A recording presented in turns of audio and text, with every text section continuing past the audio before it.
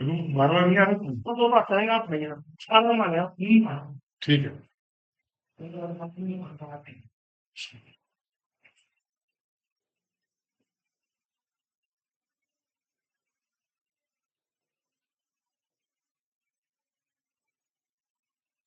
Bilingual चलेगा?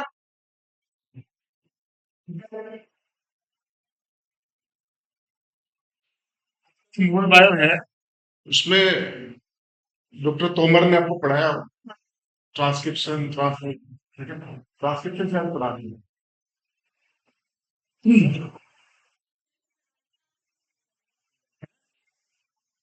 Transcription पढ़ा दिया, ट्रांसलेशन कर रखा है।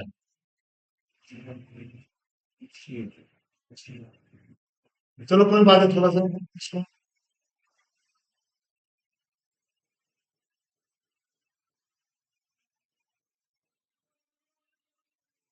थोड़ा सही कनेक्ट हम कर सकते हैं।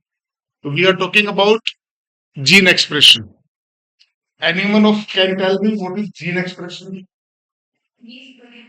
What is gene expression?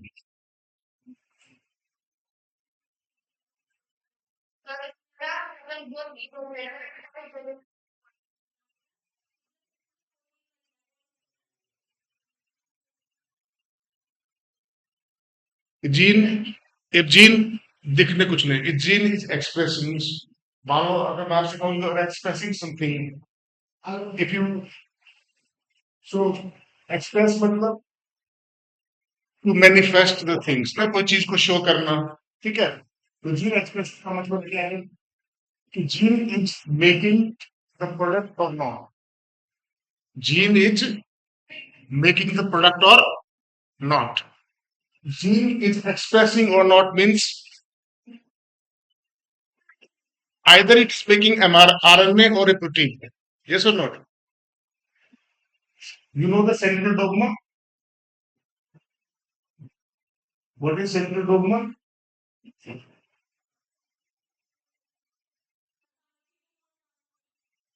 So you can say it is the path of flow of genetic information. What is central dogma? Path, way of flow of genetic information. Yes or not? What is central dogma? Central dogma is the pathway of flow of genetic information. Then how it is flowing? It's flowing this way. DNA, RNA, and protein. Yes or not? So see, this is the central dogma of molecular biology. इसको क्या कहते हैं? This is what is known as central dogma of molecular biology. Molecular biology का central dogma बोलते हैं इसका. Or means what is dogma? That is something that is fixed pathway. That all the things they are happening in this way. अब जो DNA से mRNA बना है, it is known as transcription. It is known as transcription. And it means genetic informations which were coded in DNA, they are decoded in the form of mRNA. Same message, but in the different language. Same message, but in the different language. Literally, the language of gene is something different, and the language of mRNA is something different. And you know what is the difference?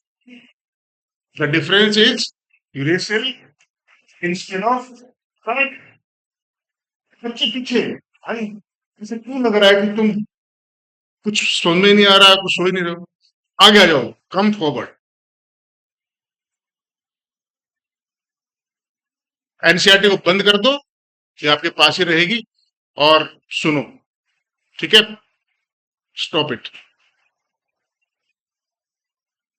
एक बार concept building हो जाएगी, then we can do some. तो DNA, it is the storehouse of genetic information, and you can see it in the blueprint of genetic information. Blueprint of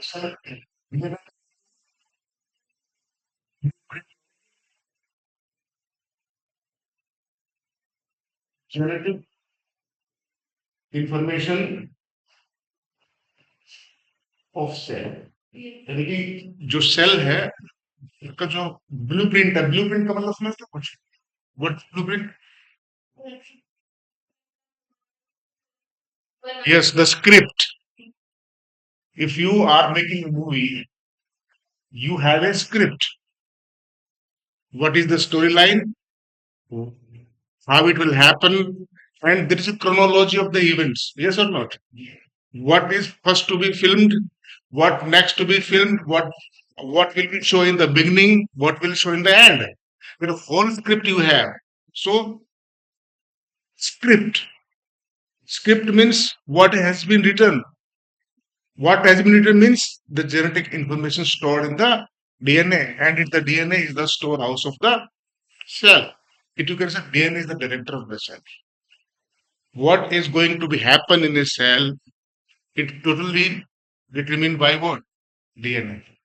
So the language of DNA is being converted into the language of mRNA. It is known as transcription, transcript. Okay, transcript means you have a set of script in one language, and you have to convert that script into the another language. The only difference is the nucleotide A and T is replaced by the U. Yes or not? You understand this? And this is translation. Translate means to convert one kind of language into the different kind of the language. So here the language of polynucleotide is being translated into the language of the amino acids. Yes or not? That's why it is known as translation. What is translation? Means the language of a polypeptide. What the information has been written in the form of polynucleotides, it is being translated into the language of the amino acid. जो मान लो codon आपने पढ़ लिया, मुझे पता है तो मैंने कोडोन यू हैव, आपको कोई डिफाइन करना चाहिए कोडोन को, बच्चे में बताओ सब व्हाट इज कोडोन?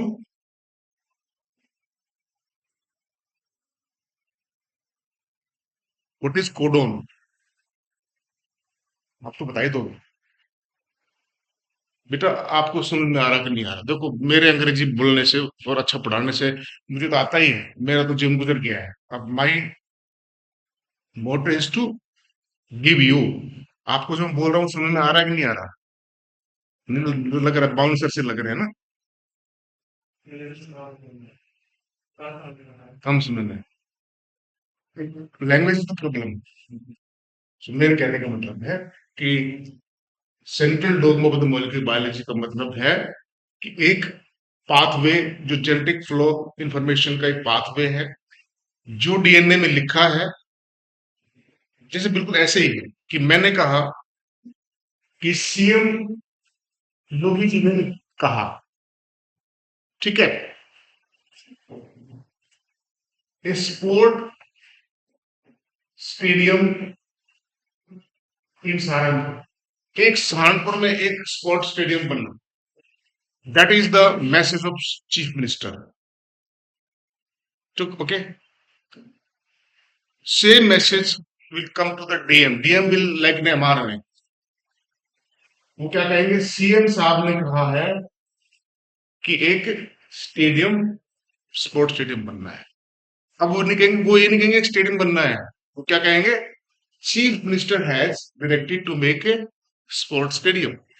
इसका मतलब क्या है? Message is same, it is been translated in the different mRNA. अब चीफ मिनिस्टर खुद तो आएंगे नहीं यहाँ पे, किसी न किसी को, एजेंसी को देंगे, और एजेंसी डिस्ट्रिक्ट में, डिस्ट्रिक्ट मजिस्ट्रेट है। तो जो इंफॉर्मेशन वहां से लिख के आया था कि स्टेडियम बनना है, वो डिस्ट्रिक्ट मजिस्ट्रेट लेके आए वहां से, और डिस्ट्रिक्ट मजिस्ट्रेट ने पीडब्ल्यूडी या कोई डिपार्टमेंट था, जो भी कस्टडी डिपार्टमेंट को कहा कि जो मैसेज है उसको हकीकत में बदल, that is translation. Are getting you or not? इसने कहा कि एक ए टाइप की प्रोटीन बनानी है, एमआरएन ने कहा ठीक है, और जैसे ही ट्रांसलेशन होगा तो ए टाइप की प्रोटीन अब दिखना शुरू हो जाएगी, क्योंकि अब तक तो सिर्फ न्यूक्लियोटाइड की भाषा में लिखी हुई थी। अब वो साइटोप्लाज्म में जैसे ही ट्रांसलेशन होगा, वो मैसेज है वो मैनिफेस्ट हो जाएगा। जैसे मैं आपसे कहूं कि खड़े हो जाओ, तो जैसे मैं मैसेज मैंने दिया, लेकिन जैसे आप खड़े हो गए, इसका मतलब मेरे मैसेज को आपने ट्रांसलेशन में कन्वर्ट कर दिया, यू कन्वर्टेड किया। तो ठीक है। सो डीएनए, एमआरएनए की जो लैंग्वेज है और जो डीएनए की लैंग्वेज है वो पॉलीन्यूक्लियोटाइड की लैंग्वेज है। वो लिखी होती है किसकी भाषा में? न्यूक्लियोटाइड्स, या आप कह सकते हो base pairs. Nucleotide base, nucleotide base में तो बेस कह सकते हो, nucleotide base.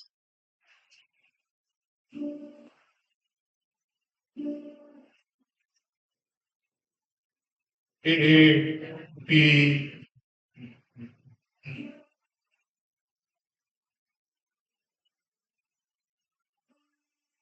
B C T A G P, ये this is the language.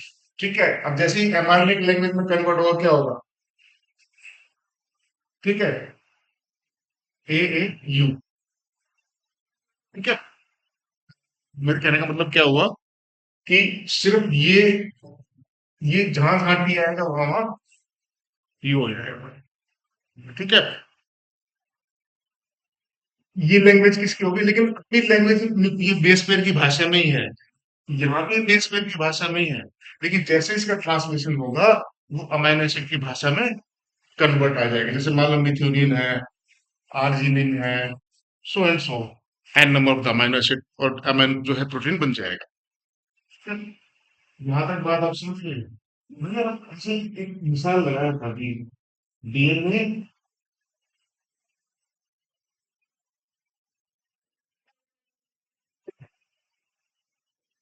RNA,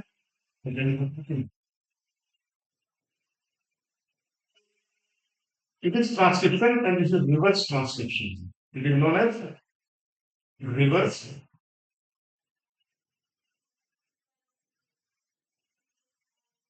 yes, reverse transcription, transcription का उल्टा। रिवर्स ट्रांसक्रिप्शन, रिवर्स मतलब उल्टा, ट्रांसक्रिप्शन का उल्टा। ट्रांसक्रिप्शन में डीएनए के टेम्पलेट पे एमआरएनए बन रहा है। What is transcription? Formation of DNA, sorry mRNA on the DNA template, formation of mRNA और RNA on the DNA template. DNA के टेम्पलेट पे एमआरएनए आरएनए का बनना क्या कहलाता है? ट्रांसक्रिप्शन कहलाता है। ओके, और उसका उल्टा क्या हो जाएगा?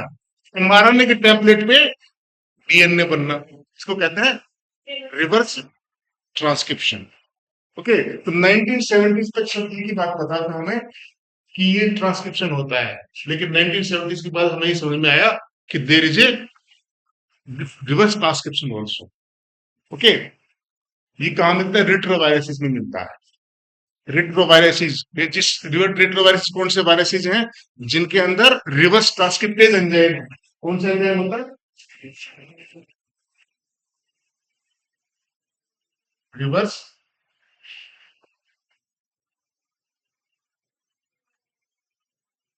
Reverse transcriptase enzyme. तो रिवर्स ट्रांसक्रिप्टेज एंजाइम क्या है? इसको क्या कह सकते हो?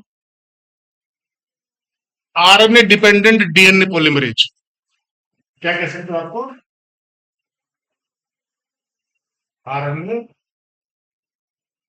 डिपेंडेंट डीएनए, क्यों कहते हैं सर?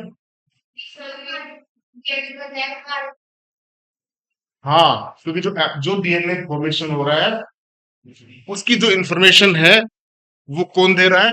एमआरएनए टेम्पलेट दे रहा है।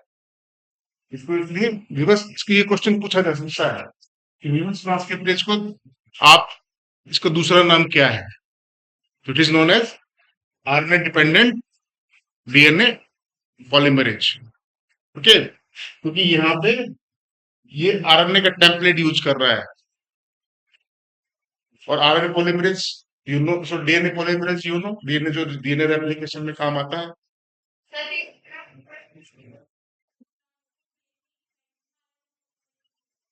किसका? ट्रांसक्रिप्ट ट्रांसक्रिप्शन तो आरएनए पॉलीमरेज कहलाता है ना। ट्रांसक्रिप्शन जो है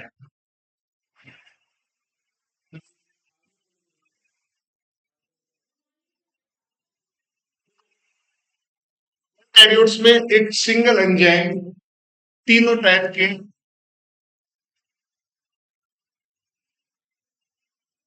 क्लास लगी है, तुम घूम रहे हो।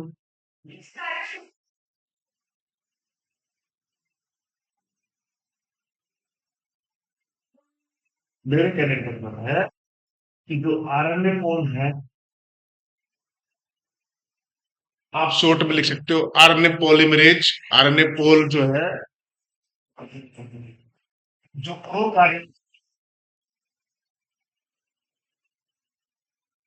ठीक है, all the three kinds of RNA molecule they are transcribed by a single type of the enzyme that is RNA polymerase. ठीक है, और the three kinds of RNA molecules are transcribed by a single RNA polymerase.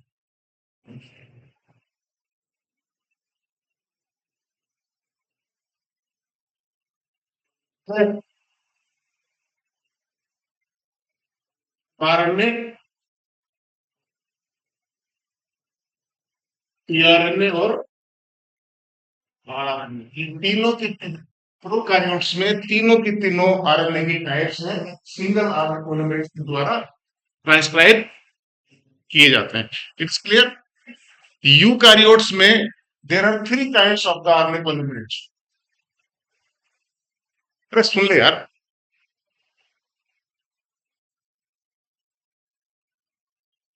समझ में आ रहा है नहीं? यार तुम क्लास में पढ़ चुके हो भाई, इसलिए बोल रहा हूँ। देखो सुनो मेरी बात, सिलेबस को खींचने से कोई फायदा नहीं होता है अनटिल अनलेस मल्टीपल बायोलॉजी ऐसा सब्जेक्ट है कि एक बार कंसेप्ट क्लियर हो गया तो तुम्हें दोबारा जिंदगी में पढ़ने की जरूरत नहीं पड़ेगी। बाकी हल्की फंजाई वगैरह तो रटने पड़ेगा बार बार, ये स्पीशीज वो स्पीशीज, ये फलाना ढिमकाना, वो फैक्चुअल पार्ट है। ये पार्ट ऐसा पार्ट है, once you understand you will get 100% marks. इसमें गलती होने के चांसेस कभी भी नहीं होते हैं। इसमें ऐसा कोई सवाल नहीं पूछ सकता सामने वाला जो आपको रटना पड़े। एल्गी फंजाई में, ब्रायोफाइट्स में, जो आपकी लोअर बॉटनी है, बहुत सारे ऐसी चीजें हैं, उसमें ऐसा कुछ नाम पूछ लिया अलग से। अगर आपको याद है तो ठीक है, नहीं है तो नहीं है। उसमें आपको दिमाग लगाने वाली बात नहीं कर सकते हो। यहाँ पे conceptuality, once you understand the concept आप उस पर क्वेश्चंस कर सकते हो अगर आपको नहीं भी पढ़ा है। तो मैं आपसे कह रहा हूँ, ये पूछा जाता है सवाल कि प्रोकैरियोट्स में तीनों टाइप के आरएनए मॉलिक्यूल एक ही आरएनए पॉलीमरेज के द्वारा बनाए जाते हैं। यस और no? You understand this? Eukaryotes,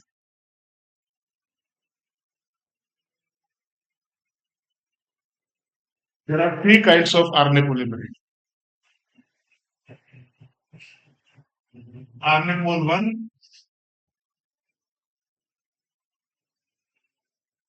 RNA pol 2,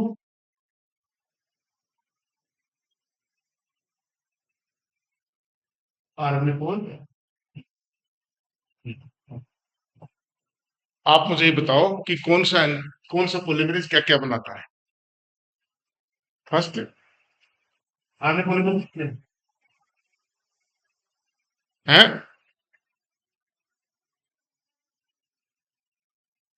RNA बनाता है। फर्स्ट ऑफ ऑल क्या बनाता है बताओ? ये आर एक्सेप्ट 5s ऐसे बोल रहे हैं, it transcribes ribosomal RNA molecules except what 5s RNA. ठीक है, एनिमल टू मारने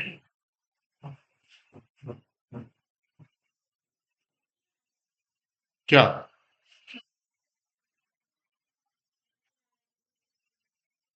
पढ़ा तुमने इस काम में? क्या होता है micro RNA, MI RNA,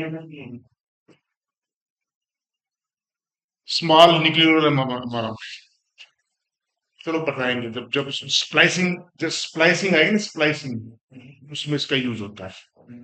micro RNA जो आप वो पढ़ोगे ना, पढ़ा आपने वो जीन साइलेंसिंग, जीन साइलेंसिंग वाला उसमें टॉपिक पढ़ा है कि नहीं पढ़ा है? हाँ, आरएनए, आरएनए, आरएनए इंटरफेरेंस नहीं पढ़ा? मैं वही तो कह रहा हूँ, आरएनए इंटरफेरेंस है ना वो, उस टॉपिक हो गया है। RNA interference is been done, तुमने पढ़ा अलग बात है, क्लास में हुआ है नहीं हुआ। आरएनए इंटरफेरेंस में माइक्रो आरएनए जो है, micro RNA that is in RNA interference. So RNA polymerase third जो है टीआरएनए एंड 5s आरएनए।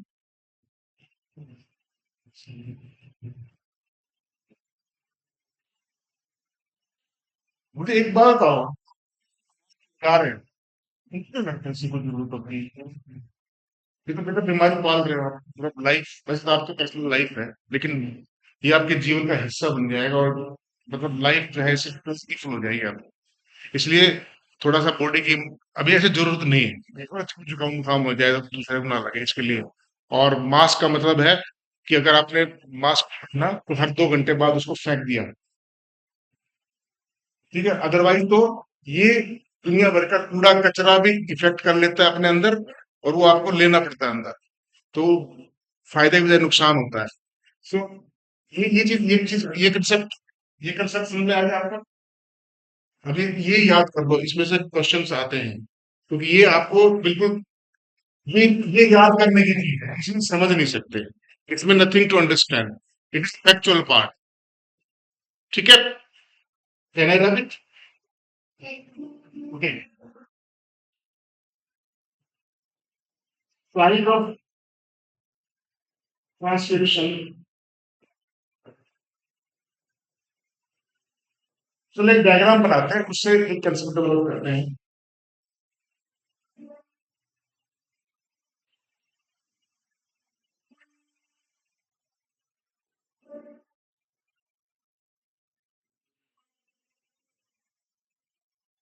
ये बैक्टीरियल सेल है, बात नहीं करना है, सुनना है, मैं पिटाई भी कर देता हूँ। ठीक है, और मान लो ये एक प्लांट सेल है, जो कि यूकैरियोटिक सेल का example. So okay, so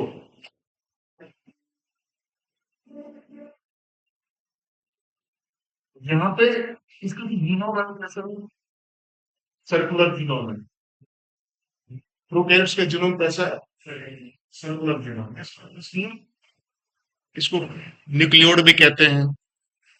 bacteria में क्रोमोसोम नहीं कह सकते, यू कैन नॉट से बैक्टीरियल क्रोमोसोम। क्रोमोसोम होने के लिए क्या होना चाहिए, डीएनए के साथ एसोसिएटेड प्रोटीन्स होनी चाहिए। क्रोमोसोम बनने के लिए क्या होना चाहिए, so in case of it is the nucleoid और सर्कुलर डीएनए न्यूक्लियोड जीनोम, आप इसको कुछ भी कह सकते हैं।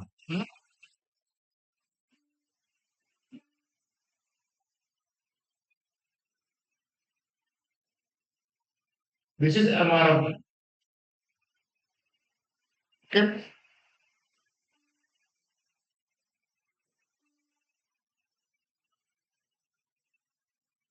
This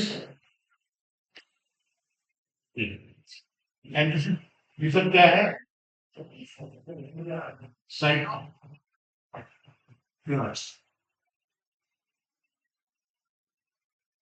क्या problem? What is the problem?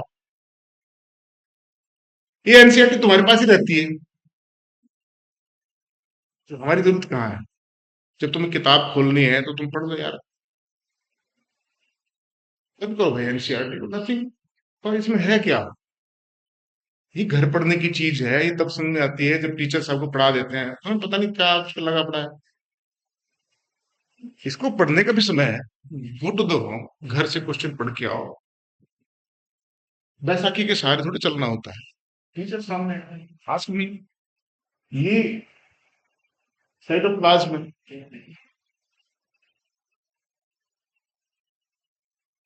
ये सब पूरा डीएनए है।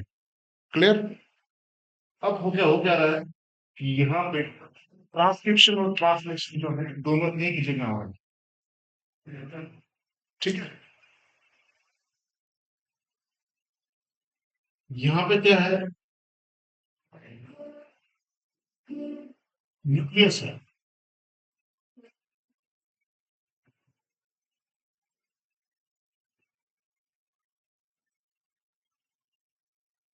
ठीक है, इसमें क्रोमोसोम फिर न्यूक्लियर फील्ड है। यहाँ पे जो ट्रांसक्रिप्शन हो रहा है, it is inside the nucleus.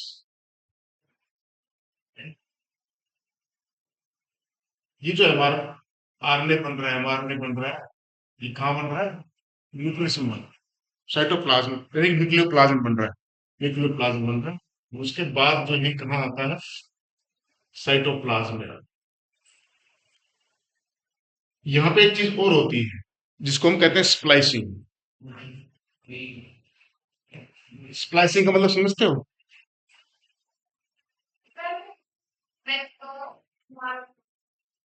Splicing is like that कि कोई फालतू की चीज है उसको हटा दो। जैसे आपने केला खाया तो छिलका उतार दिया, तो जैसे आपके पास केला है, it is not ready to eat, yes or not? आपको केला दे दे तो not is ready to eat, छिलका उतारने के बाद it is ready to eat. तो जो स्टार्टिंग में जो एच एन एन आरएनए बनता है, हिस्टोजीनियस एमआरएनए बनता है, उसमें कुछ ऐसी सीक्वेंसेस होती हैं जो प्रोटीन सिंथेसिस में काम नहीं आती है। इसको हम जंक डीएनए कहते हैं। क्या कहते हैं? जंक सुना है? कबाड़, जंक डीएनए। और इसको हम नॉन कोडिंग डीएनए भी कहते हैं।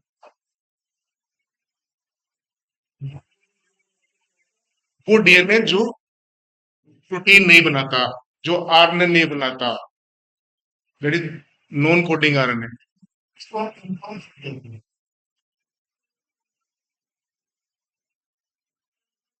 इंट्रॉन्स। तो कुल मिला के व्हाट इज स्प्लाइसिंग? अगर उसको स्प्लाइसिंग को डिफाइन करें तो removal of introns and joining of the exons. तो आपको मैं एक चीज आपको ना, जब आपसे सवाल पूछा जाए ना, आपको डेफिनेशन पार्ट में बुलेट की तरह निकलना चाहिए। समझाने की बात नहीं होती है यहाँ पे। जैसे मैं आपसे पूछूं व्हाट इज स्प्लाइसिंग, तो आपका छोटेस्ट डेफिनेशन आपके दिमाग में आनी चाहिए कि it is the process where the introns are removed and the exons are being joined, that is the splicing. तो स्प्लाइसिंग में इंट्रॉन्स को आप हटा देते हैं, और इंट्रॉन्स जो है वो जंक डीएनए है, वो सेल के काम नहीं आते। इनका काम क्या है वैसे? इंट्रॉन्स का फिर काम क्या है? नहीं, what is the use of introns? हाँ,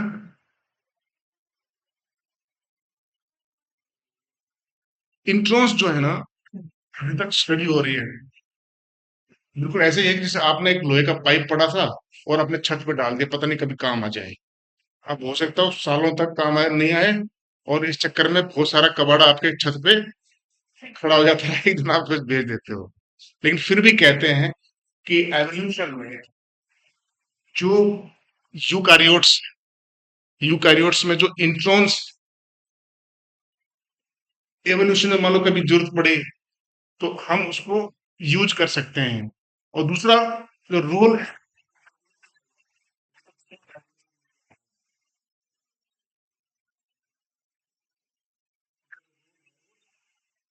रेगुलेटरी रोल है, जो अब तक जो स्टडीज हुई हैं, जो इंट्रॉन्स दे हैं, they have the regulatory role to play.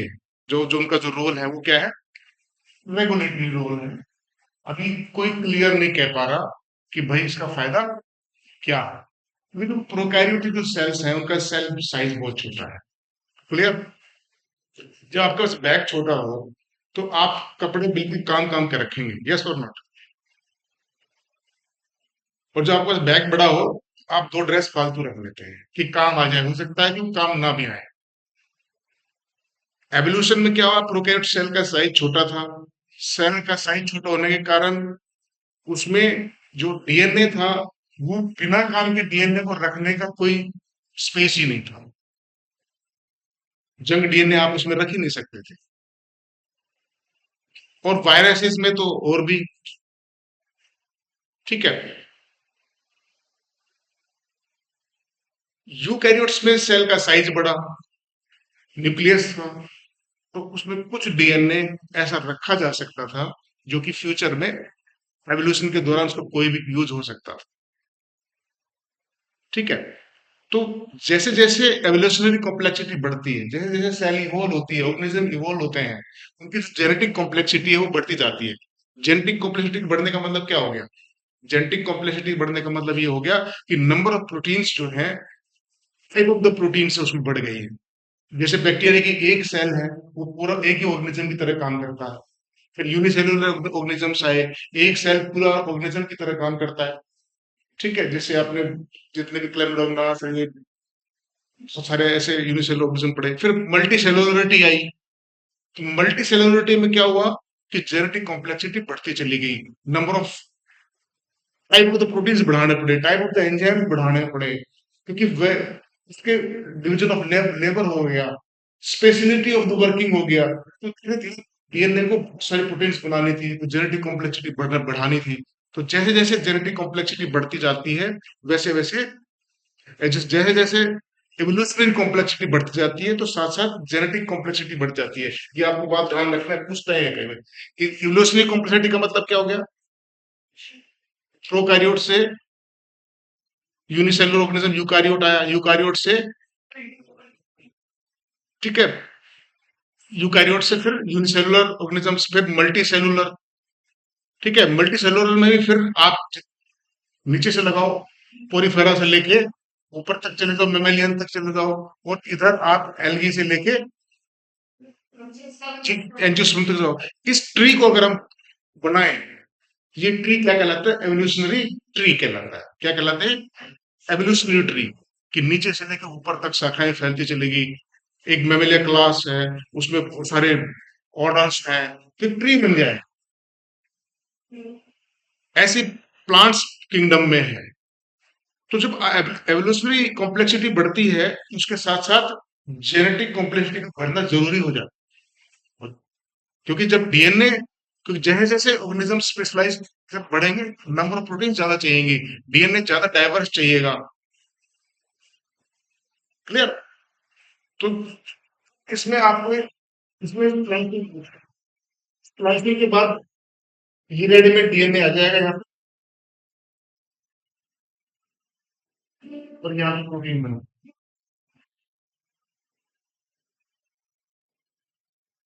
यहाँ से हमें सीखना है कि in prokaryotes the site of translation and transcription is cytoplasm. Both the site, यहाँ से जो हम कंसेप्ट निकालेंगे, both transcription and translation in prokaryotes taking place in the cytoplasm. ठीक है। यहाँ पे the site of transcription is different. Site of transcription क्या है, न्यूक्लियोप्लाज्म, यानी कि न्यूक्लियस के अंदर ट्रांसक्रिप्शन हो रही है। और फिर एमआरएनए ट्रांसपोर्ट होके जो पोर्स है उनके थ्रू कहाँ आता है, सेल में आता है। उस सेल में आता है तो साइटोप्लाज्म के अंदर आता है, साइटोप्लाज्म के अंदर तो क्या प्रॉब्लम है, क्या है, खड़े हो जाओ आप। हाँ, क्या, यू आर नॉट इन या तो तुम्हें बहुत आता है या तुम्हें समझ में नहीं आ रहा। समझा तो रहा है, घर जाओ, कोई प्रॉब्लम नहीं, डिस्टर्ब ना करो भाई। क्योंकि मुझे ना कनेक्ट करना पड़ेगा आपको ना, ऐसे थोड़ी ना मैं ट्रांसलेशन स्टार्ट कर दूंगा। मैं अपने लेवल पे लेके आऊँ तो नहीं। ये चीजें बहुत जरूरी हैं, तब हम ट्रांसलेशन समझा पाएंगे। तो यहाँ पे जब डीएनए यहाँ पे mRNA है, तो अब यहाँ से कंसेप्ट क्या निकल के आया कि in eukaryotes site of transcription and translation are different. जैसे आपको ट्रू और फॉल्स पूछे आपसे, यहाँ पे site of transcription translation is same, that is the cytoplasm. Here the इसका मतलब क्या है, जो जो यानी कि स्पेस में भी अंतर है। स्पेस का मतलब क्या हुआ, यहाँ पे स्पेस ट्रांसक्रिप्शन स्पेस का है, यहाँ पे न्यूक्लियोप्लाज्म में हो रही है, यहाँ पे साइटोप्लाज्म में हो रही है। फिर एक चीज, इसको बोलते हैं स्पेशियल डिफरेंस। स्पेशियल वर्ड का मतलब है स्पेस, स्पेशियल डिफरेंस है ट्रांसक्रिप्शन में, प्रोकैरियोट में। फिर दूसरा टेम्पोरल डिफरेंस भी। टेम्पोरल का मतलब देखो, इसमें जैसे ही ट्रांसक्रिप्शन स्टार्ट हो जाती है, वैसे ही साथ साथ उसकी ट्रांसलेशन भी स्टार्ट हो जाती है। समझे मेरी बात।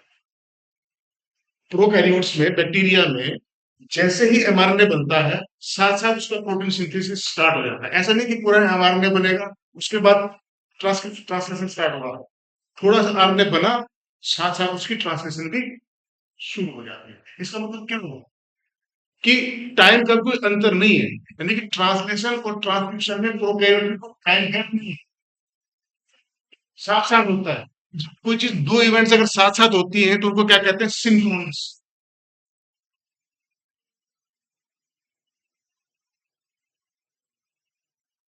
Synchronous both the events happening side by side. Synchronous means both the events they are happening side by side. तो आप कह सकते हो in prokaryotes translation, the process of transcription and translation are synchronous in nature. It is synchronous. कोई अच्छा सा AIIMS का exam में क्वेश्चन आया तो डाल देगा, वो कह देगा कि दोनों सिंक्रोनस हैं। तो आपको अगर सिंक्रोनस का मतलब समझ में नहीं आया, तो आपको सब कुछ पता होते भी क्वेश्चन चला गया हाथ से। बड़ा कुछ भी नहीं है, एक वर्ड का पता होना चाहिए। ठीक है। जैसे स्पेशल मैंने बताया, तो जैसे स्पेशल का मतलब आया तो आप समझना जगह की बात हो रही है। अगर जैसे टेम्पोरल की बात है तो आपको पता होना चाहिए टाइम की बात हो रही है। तो इसमें कोई टाइम गैप नहीं है, there is no time gap between translation and transcription. क्यों इसलिए नहीं है, क्योंकि देखो इसमें हमारा देखा जो लाइफ स्पान है यूकैरियोट में, प्रोकैरियोट में जो एमआरएनए है, जिस उसका लाइफ स्पान 2 सेकंड का ही है। 2 सेकंड के बाद डिसअपेयर हो जाए। तो अगर आपसे पूछा जाए ना कि सबसे ज्यादा स्टेबिलिटी के बारे में बात की जाए, तो सबसे अनस्टेबल कौन सा आरएनए मॉलिक्यूल है, mRNA. MRNA is the most unstable. You will not find after 2 seconds, चला जाएगा ये। ठीक है। अनस्टेबिलिटी की अगर हम बात करें,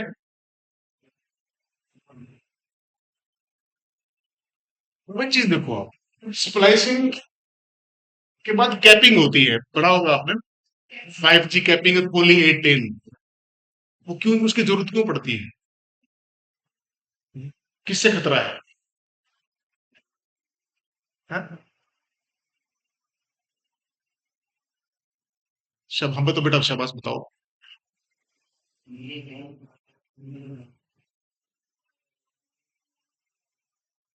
मैं बता रहा हूँ ना, एमआरएनए अनस्टेबल है सबसे ज्यादा। हाँ अनस्टेबल है भाई।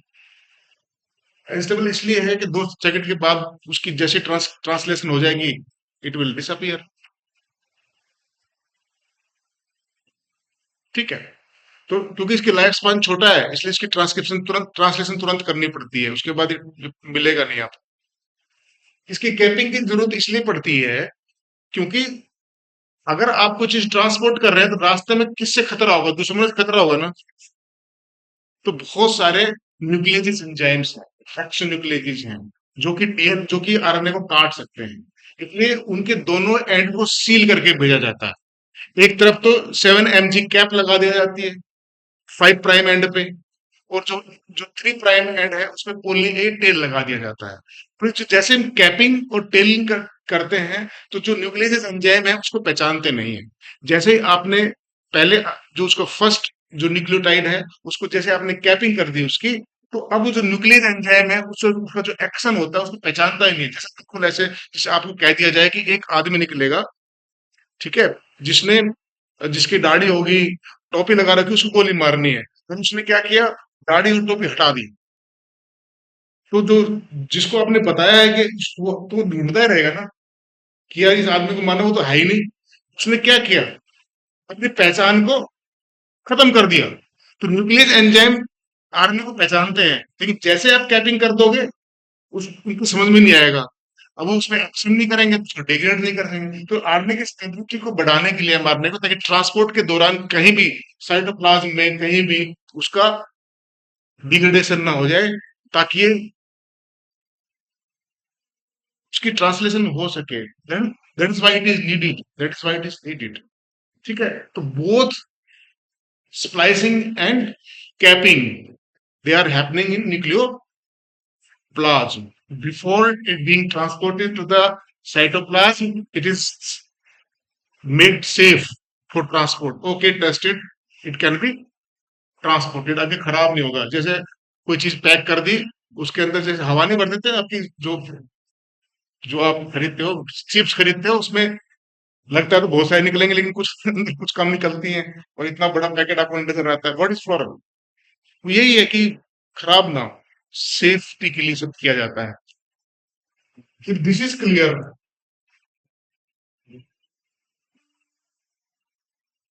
I was come to the gene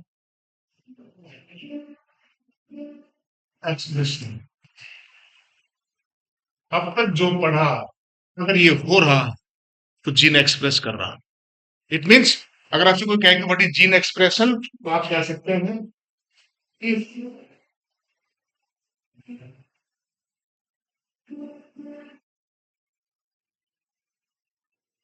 what is gene expression, process of making either RNA transcript or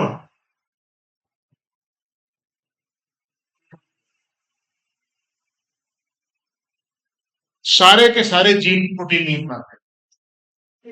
there are genes which only make RNA molecules. जैसे टीआरएनए बनाने वाले जीन है, आरआरएनए बनाने वाले जीन है तो वो भी जीन ना, लेकिन प्रोटीन तो नहीं बना रहे। तो आपको डेफिनेशन क्या बनानी पड़ेगी जिसमें सब शामिल हो जाए। मोस्टली किताबों में कहेंगे क्या कि जीन एक्सप्रेस का मतलब when DNA is being converted into proteins, it is gene expression. Gene जब प्रोटीन बनाए, इसका मतलब एक्सप्रेस कर रहा है। जीन प्रोटीन ना बनाए तो इसका मतलब एक्सप्रेस नहीं कर रहा है। लेकिन हमने एक चीज और जोड़ दी इसमें, क्योंकि सारे के सारे जो जीन्स हैं वो प्रोटीन कोडिंग नहीं होते। कुछ ऐसे जीन्स होते हैं जो आरएनए कोडिंग के होते हैं बस, जैसे टीआरएनए वाले बनाने वाले जीन्स हैं और आरएनए बनाने वाले जीन्स है। तो अगर कोई भी जीन या तो आरएनए बना रहा है या प्रोटीन बना रहा है, क्योंकि प्रोटीन बनाने के लिए तो आरएनए की जरूरत अपने आप पड़ने वाली है, तो आप उसको कहेंगे जीन इज एक्सप्रेसिंग। अगर इन दोनों में से कोई भी इवेंट नहीं हो रही, जीन इज नॉट एक्सप्रेसिंग। ठीक है, तो जीन का जो एक्सप्रेशन का मतलब जैसे एक वर्ड होता है चीन साइलेंसिंग।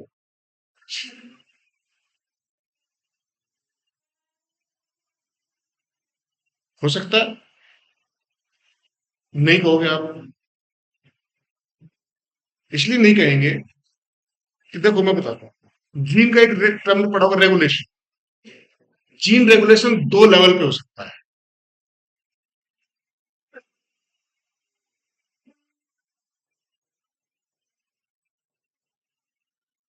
अब मैं इसको ऐसे बता देता हूँ,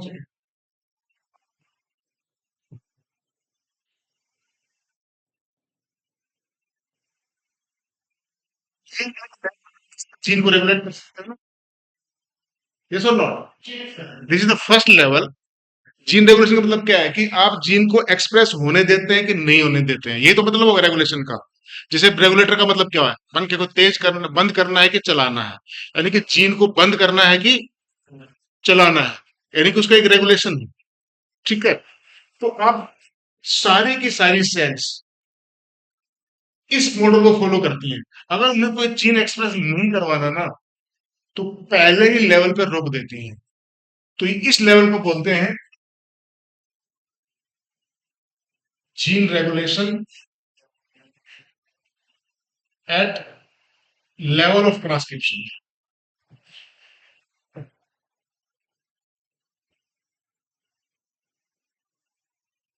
मोस्टली सेल यही मॉडल फॉलो करती है। ये फॉलो क्यों करती हैं?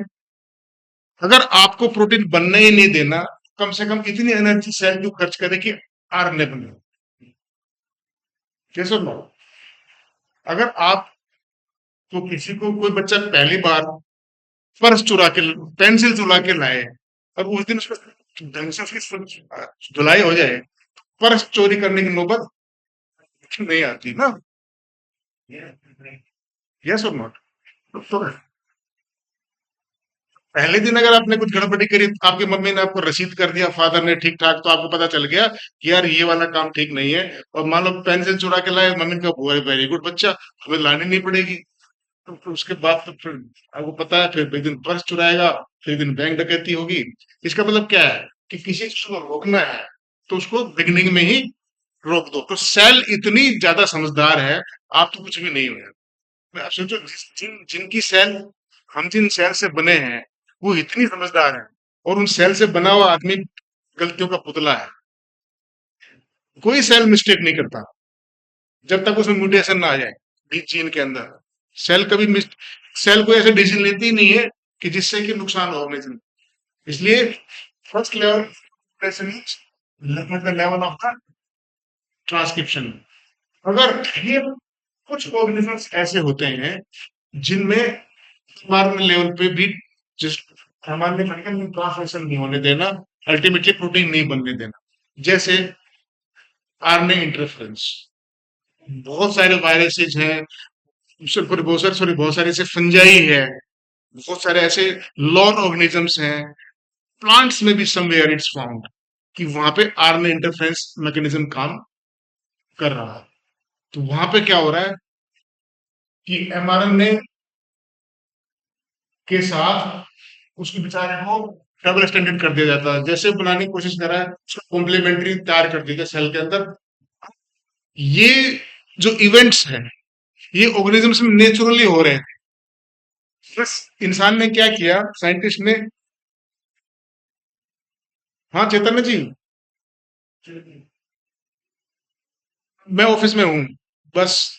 हाँ ठीक है।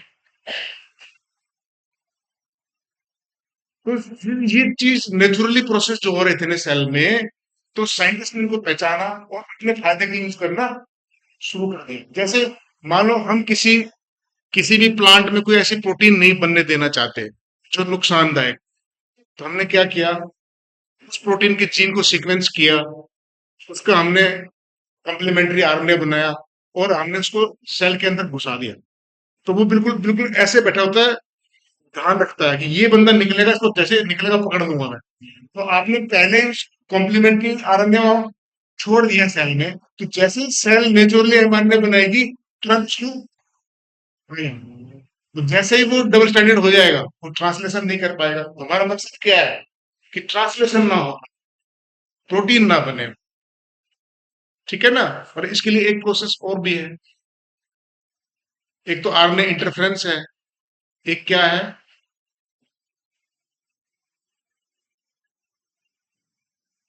मैं याद दिला देता हूँ, टोमेटो के अंदर जिसको यूज किया। हम्म? आपने जो टोमेटो, जो ट्रांसजेनिक टोमेटोस बनाए हैं, जिनकी सेल्फिंग क्वालिटी बढ़ाई है, फ्लेवर सेवर जो टोमेटो है, उसको किस टेक्निक से बनाया है? टेक्नोलॉजी तो है ही वो।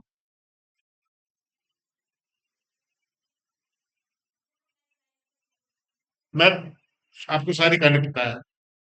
I am asking the name of the technique.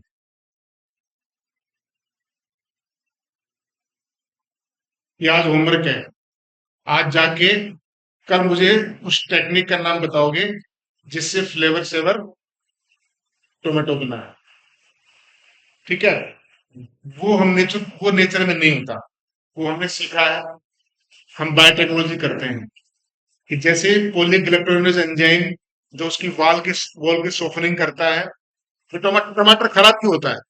तो उसकी जो वॉल है, उसमें जो पेक्टिनेज एंजाइम है जो सेल को पकड़े रखता है, वो डिसॉल्व होना शुरू हो जाता है धीरे धीरे धीरे धीरे। उससे क्या है कि उसकी सेल वॉल की लूजनिंग हो जाती है। लूजनिंग से क्या होता है? टमाटर सॉफ्ट हो जाता है और हम उसको फेंक देते हैं। अब हम क्या चाहते हैं कि टोमेटो जो है उसकी सेल्फिंग का मतलब रखने की क्वालिटी बढ़ जाए, ट्रांसपोर्ट क्वालिटी बढ़ जाए। तो हमने क्या किया, उसकी जो राइपनिंग है उसको डिलेट करवा दी। उस एंजाइम को, जो पॉलीग्लाइकोलाइसिस एंजाइम है, उसको उसको हमने बंद कर दिया। उससे क्या हो गया? अब सॉफ्टनिंग जो है डिलीट हो गई। मान लो आपने टोमेटो ट्रांसपोर्ट करने हैं पंजाब से लेके कहीं भी कन्याकुमारी तक, तो वो सेफ चला जाएगा। पहले की प्रॉब्लम थी।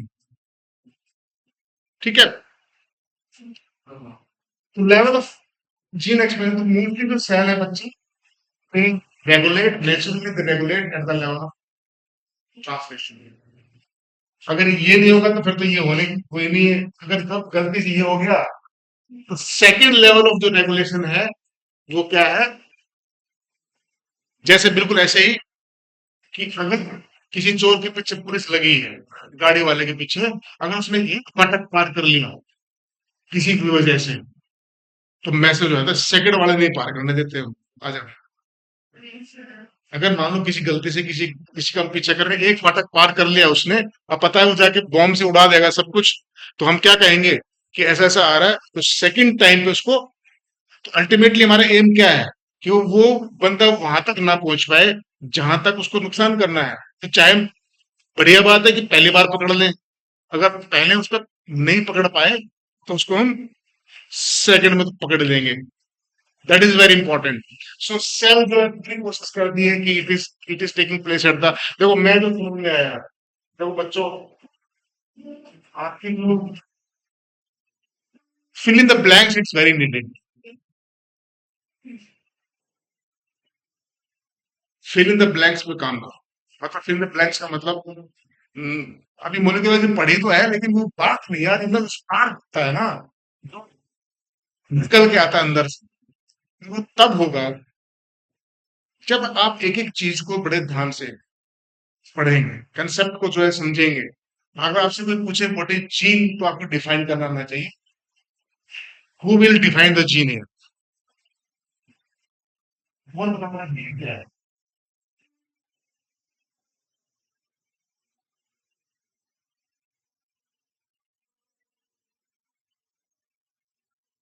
Define gene.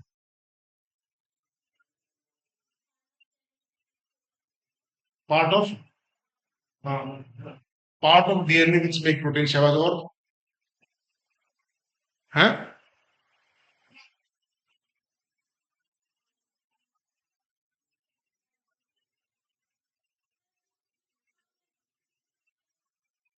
विच स्टोर जेनेटिक इन्फॉर्मेशन। ओके।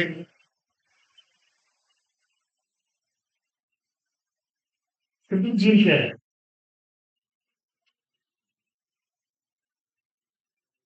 एक सेगमेंट है किसका?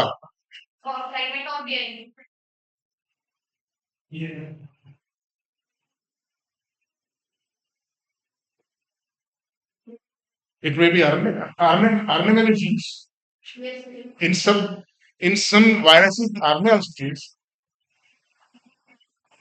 तो इट इज वेरी, आप आपकी डेफिनेशन में सब कुछ समेटोगे ना। आप सब सेगमेंट ऑफ पॉलीन्यूक्लियोटाइड है, इट्स ओके।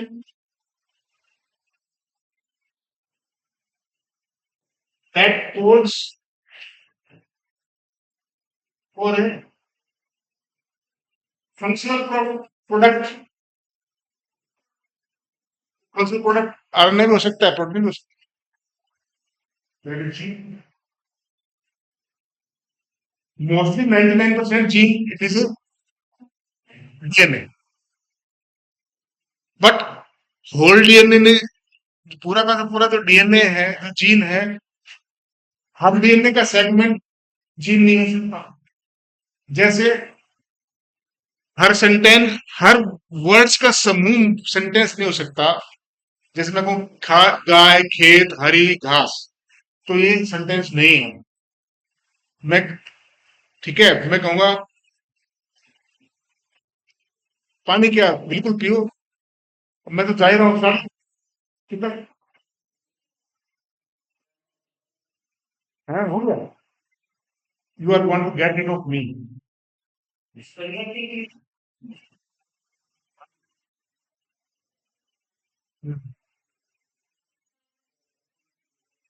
मैडम मैं थोड़ी बात बात मतलब मुझसे छुटकारा पाना चाहते हो?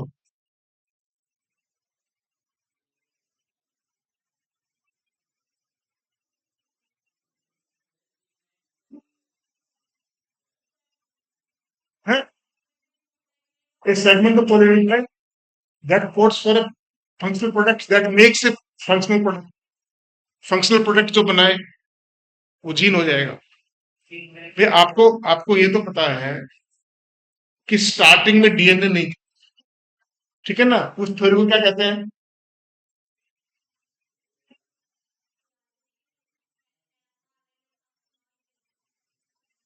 या लिख लो इसको, आरएनए वर्ल्ड थ्योरी। क्या थी?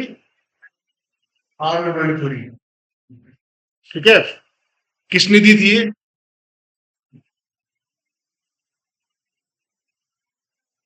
Walter Gilbert.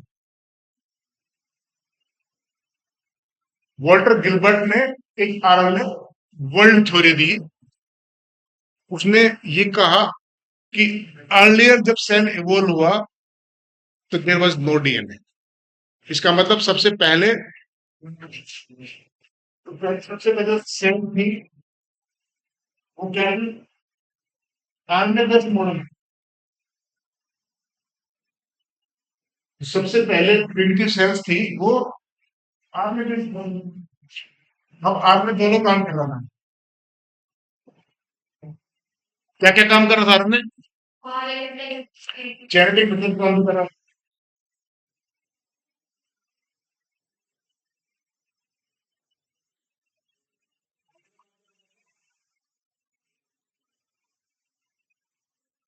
कैटालिटिक प्रोटीन का काम भी एंजाइम का काम भी कर रहा था ना।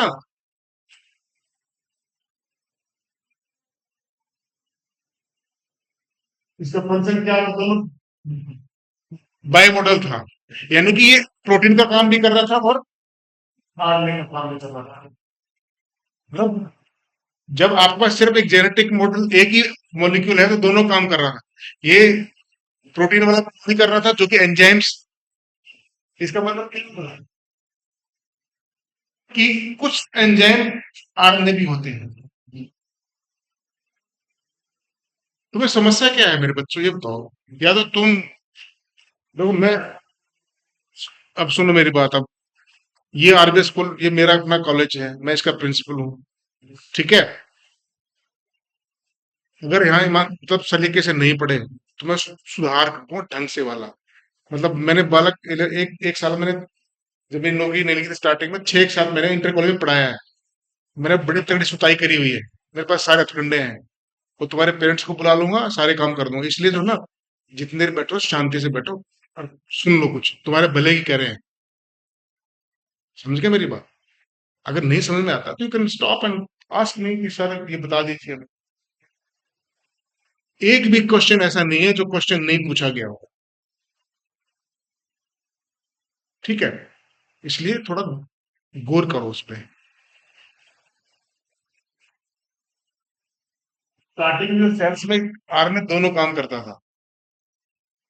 जेनेटिक इंफॉर्मेशन का काम भी करता, स्टोर हाउस का भी था। दूसरा काम कैटेलिटिक में एंजाइम का फंक्शन भी करता था। तो वहां से निकल के क्या आया कि सारे एंजाइम प्रोटीन नहीं है, कुछ एंजाइम आरएनए भी हैं, कुछ एंजाइम आरएनए भी हैं। जब राइबोसोम्स की डिस्कवरी हुई,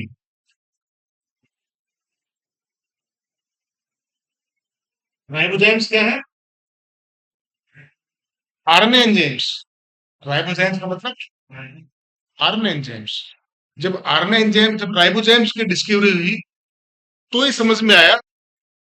फिर कल हमारी धारणाएं बदल गई कि सारे एंजाइम्स प्रोटीन होते हैं। तो फिर हमने कहना शुरू कर दिया most of the enzymes are proteins.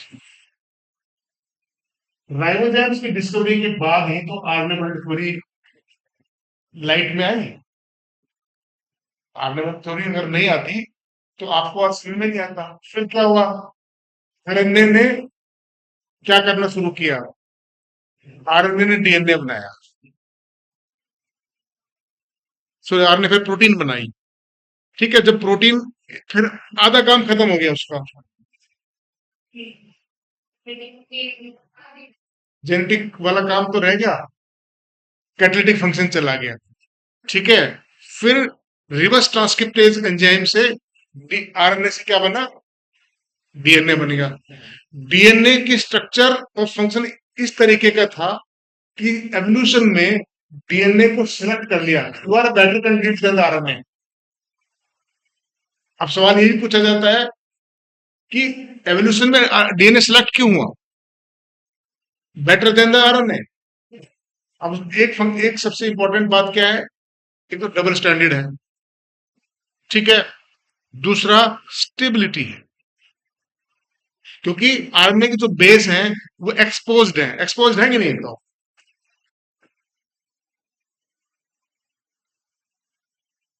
RNA की जो बेस है एक्सपोज्ड है। मान लो यहाँ E लगा हुआ है, U लगा हुआ है, C लगा हुआ है, तो दे कैन इंटरेक्ट समवेयर, इंटरेक्ट कर सकते हैं ना। लेकिन अगर आपके पास, अगर आपके अंदर आपकी बेस जो है एक्सपोज्ड नहीं है, ये तो नहीं स्टेबल ज्यादा है। हमारी एक सीधी सी बात, आप एक तो ऐसे चलो रोड पे, तो आप स्टेबल रहेंगे क्या? मरने के चांस कम है, ज्यादा है? एक आप ऐसे चलेंगे, इसका मतलब क्या है? You are not expose. Stability बढ़ गई ना आपकी। तो that is the same thing. यहाँ पे जो बेसिस है they are exposed, easily they can join somewhere, they can interact somewhere. जैसे ही डीएनए बना, डबल स्टैंडर्ड बना, ज्यादा स्टेबिलिटी आ गई। एवोल्यूशन में इसको सिलेक्ट कर लिया, it is the better candidate. फिर आरएनए रेप्लिकेशन की कैपेसिटी नहीं है, डीएनए में रेप्लिकेशन कैपेसिटी है। तो दो ऐसी चीज थी कि डीएनए अपनी कॉपी बना सकता है, डीएनए स्टेबल है, that's why it was selected as a better candidate for the store of the genetic information rather than the RNA. अब आरएनए के बेचारे काम बीचों बीच वाला रह गया बस। अब तुम जो है ना बैक साइड में बैठ जाओ। अब आरएन डीएनए डायरेक्टर हो गया, वो उसके कहने पे चल रहा है, थिंग्स आर देयर। तो जो मॉडर्न सेल सिस्टम है, जो मॉडर्न सेल सिस्टम है वो DNA and protein based system है।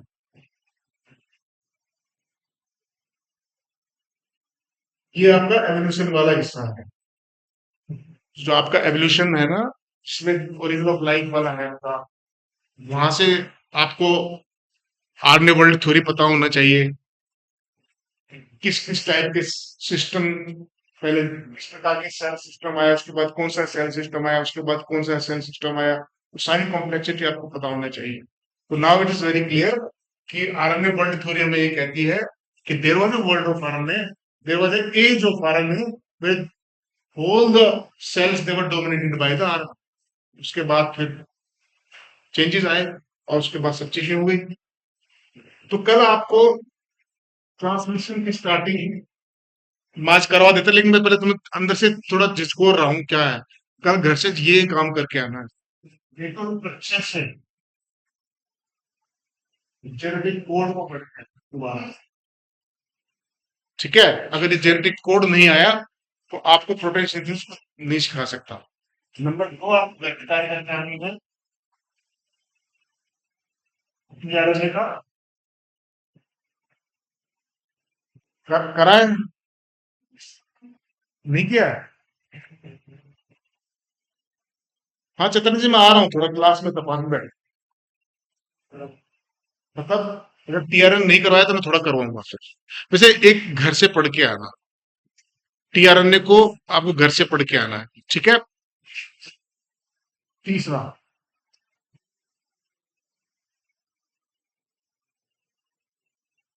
पीपी, बीपीपी, ठीक है, इनके बारे में अच्छे से पढ़ के आना है। आपको पता होना चाहिए एटीपी क्या है, जीटीपी क्या है, ठीक है। और तीसरा, स्ट्रक्चर ऑफ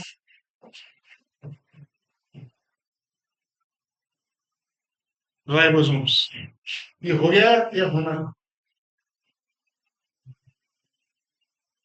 ये चार चीजें कल आप, ये तुमने अच्छे से पढ़ लिया है, ठीक है, ये पढ़ लोगे कोई समस्या नहीं है।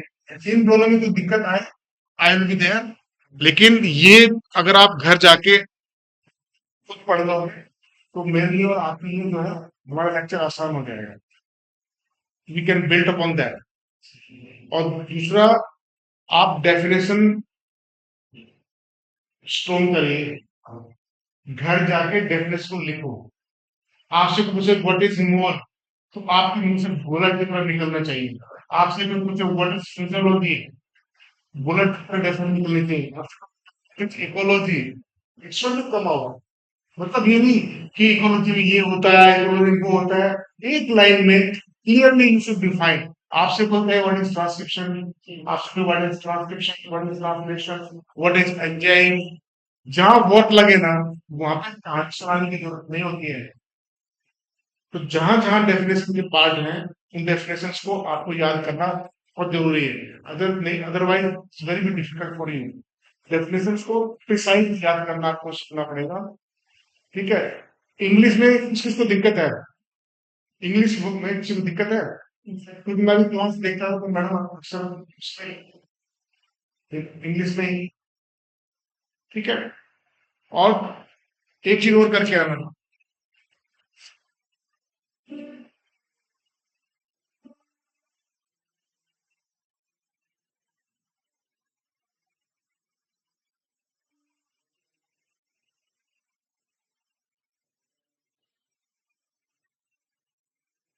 ये वाला ट्रांसक्रिप्शन में हो गया था। क्या होता है चीन का स्ट्रक्चर?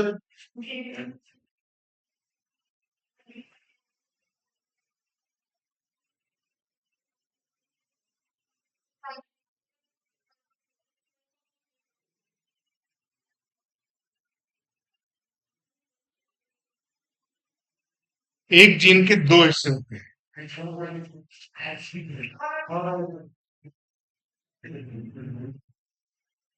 एक इसका होता है रेगुलेटरी पार्ट।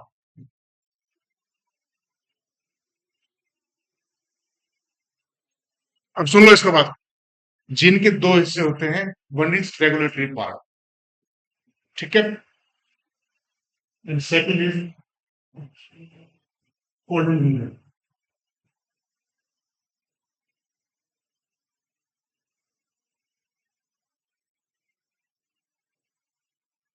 जैसे पंखा हो गया या मोबाइल हो गया, एक तो उसका होता है कीपैड, एक होता है उसका डिस्प्ले। एक तो होता है कीपैड, कीपैड के बगैर, तो आपका मतलब आप खास किसको समझते हो एक्चुअल में, मोबाइल फंक्शन का है आपका की उससे स्क्रीन स्क्रीन से है ना, लेकिन जो स्क्रीन पे हो रहा है वो किसके कारण हो रहा है? कीपैड से हो रहा है भाई। इसका मतलब मोबाइल के दो हिस्से हैं, एक रेगुलेटरी पार्ट है, दूसरा फंक्शनल पार्ट है जो एक्चुअल में आपको काम आता है। ठीक है, ऐसे जो जीन होता है, एक पार्ट होता है रेगुलेटरी, एक होता है उसका कोडिंग रीजन, फंक्शनल पार्ट। और इस कोडिंग रीजन में इन कोडिंग रीजन में इस फंक्शनल पार्ट, इस फंक्शनल पार्ट के दो हिस्से होते हैं, एक तो कोडिंग रीजन होता है, एक यूटीआर रीजन होता है, अनट्रांसलेटेड रीजन। यानी कि उसके वो प्रोटीन के उसमें अमीनो एसिड नहीं बनते उससे। अब आपको समझ में आ गया, जीन के दो मेजर हिस्से हैं, फ्रेगमेंटरी पार्ट है, एक फंक्शनल पार्ट है। फंक्शनल पार्ट के अंदर भी दो हिस्से हैं, एक तो कोडिंग रीजन है, ट्रांसलेटेड रीजन है, जो कि काम रेगुलेटरी फंक्शन है, कुछ और काम है। तो ये चीज हमको पता होना चाहिए, क्योंकि ये सब जीन की जो फाइन स्ट्रक्चर है, आपको ट्रांसक्रिप्शन में पता होनी चाहिए थी कि कौन कौन से साइट्स हैं, कौन कौन सी कंसेंसस सीक्वेंस, पता है क्या होता है?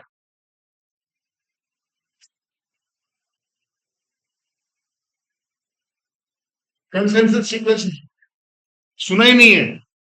हाउ इट इज पॉसिबल कि भाई उसके अंदर ट्रांसक्रिप्शन हो जाएगा?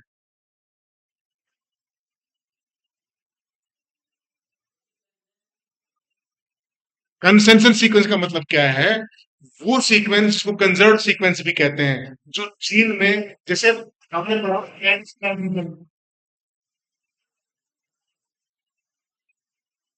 -35 रीजन पढ़ा नहीं? नहीं पढ़ा? फिर कैसे ट्रांसक्रिप्शन हो गया? इसके बगैर ट्रांसक्रिप्शन हो ही नहीं सकता।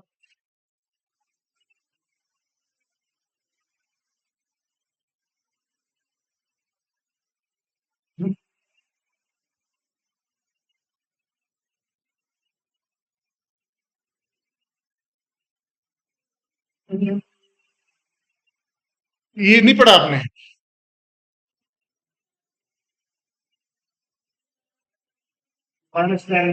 सीक्वेंस, बेटा इसके बगैर तो ट्रांसक्रिप्शन पॉसिबल ही नहीं है, नोबडी कैन टीच दिस। चलो मैं कल इसको पढ़ाऊंगा पहले, but we will not able to understand this, it will be very difficult for me. Consensus sequence का मतलब क्या है? ऐसी सीक्वेंस जो हर बैक्टीरिया में उस जगह पे एक जैसी मिलेंगी। अगर आपने थाउजेंड्स ऑफ बैक्टीरिया के जीन स्टडी किया, तो उसका जो -10 रीजन है, -10 का मतलब जहां से ट्रांसक्रिप्शन स्टार्ट होती है ना जीन पे, उसको कहते हैं साइट। जहां वो बेस जहां से ट्रांसक्रिप्शन स्टार्ट होता है उसको कहते हैं +1। माइनस और प्लस का कहीं लिखा नहीं होता, हमने एक कन्वेंशन बना रखा है, जैसे आपने फिजिक्स में पढ़ते होंगे, बता दिया इसको माइनस, ऐसे कन्वेंशन टाइप बना है। ट्रांसक्रिप्शन स्टार्ट होती है पे, उस साइड को कहते हैं +1। क्या कहते हैं? +1 सीक्वेंस है, वो माइनस की कहलाएंगी। +1 के बाद में जितने भी सीक्वेंस है वो प्लस सीक्वेंस कहलाएंगी। तो -10 का मतलब क्या हुआ कि स्टार्ट पॉइंट से 10 बेस पेयर पहले जो सीक्वेंस है वो -10 कहलाएगी। यहाँ से 35 बेस पेयर पे जो सीक्वेंस सिचुएटेड है वो -35 कहलाएगी। समझ गए ना? हाँ? मैं करवा दूंगा, जिनकी फाइन स्ट्रक्चर करवा दूंगा आपको, इसके बगैर गुजारा नहीं है भाई, इसके बगैर गुजारा नहीं है। हाँ?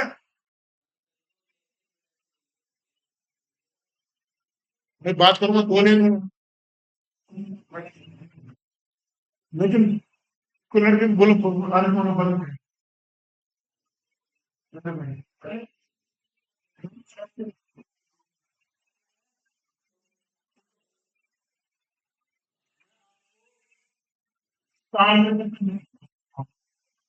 जो टॉपिक मैंने पढ़ा दिया उससे बाहर अगर एम्स वाले भी पूछ लेंगे ना, तो आज मैं पढ़ाना छोड़, ठीक है?